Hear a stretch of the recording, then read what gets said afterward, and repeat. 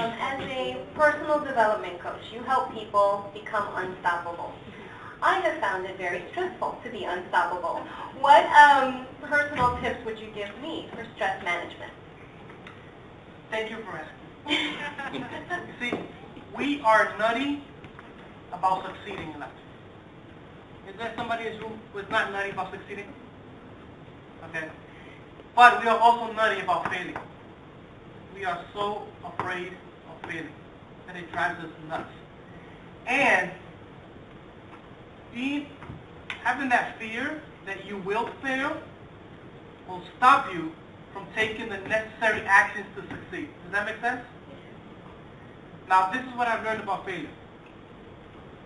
Failure is a reaction to a fear. And fear is nothing more than false emotions appearing real. They're not real. Who made them up? We did. So there's two types of fears. There's a authentic fear. So if somebody puts a gun to your head and says, "Give me all of your money," that's real. That's happening. That's a real fear.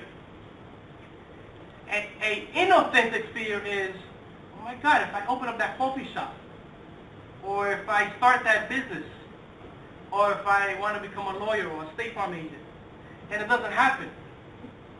And all these concerns, and where do we live? We live in our head. And I tell people that this area is worse than East New York and the Bronx combined.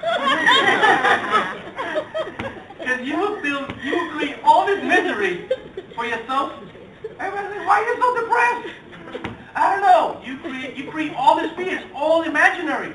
It does not exist. So what I tell people is, you know what? Stop creating all this stress. It's all imaginary. No, but it's very real to me. Like, when you're in this fear, in this space of fear, it's like you have these emotions and you might get sweaty, or like to you, the experience of it is like it's very real, right? Like if you're going to jump into the deep end of a pool for the first time. I remember once I jumped off from like a 40-foot cliff into water, and I stood 10 minutes thinking about it.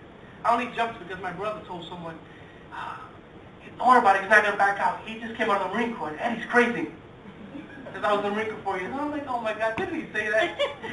And I jumped. But in the moment that I catch myself with this inauthentic conversation, because we live our life out of conversations, out of the conversations that are occurring where? In our head. We live our life as if these conversations are real.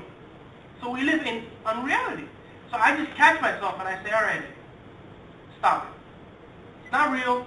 You're making this up." And the moment that you can distinguish what it is, it loses power over you.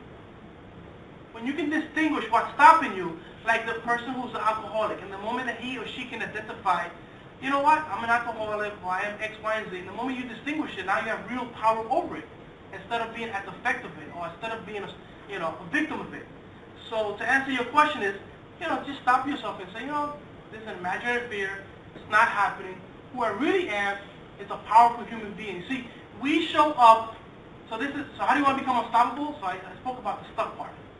How do you become unstoppable? It's inside of your declarations. Everything lives inside of language. You see this gentleman over here? And this whole panel, I'm just involved with this. That's awesome. His shoulders already. This champion right here, like he said, I'm good looking, but I'm more good looking than you. But I'm good looking. I'm good looking. And you know what? And I'm the best State Farm agent, or state, best. I'm the best there is. And he's the best in whatever he does. Like, that was created inside of a declaration.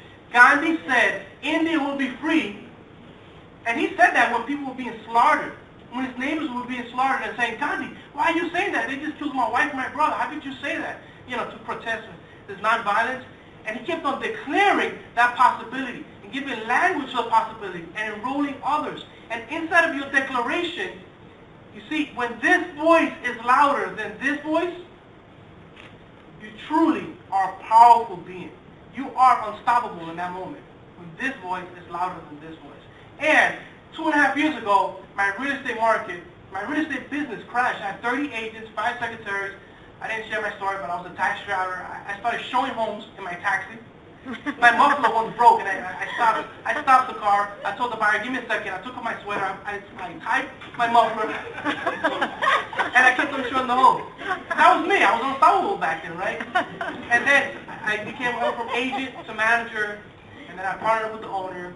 Then worked really hard. 5 years later, we had a pretty successful business. We lost our business 6 months, got $500,000 in debt, lost all our money, and got $500,000 in debt. I had to take my Navigator in Infinity, parked around the corner, and my ex-wife called me, where's the child support? And I was like, oh my God, I'm going crazy.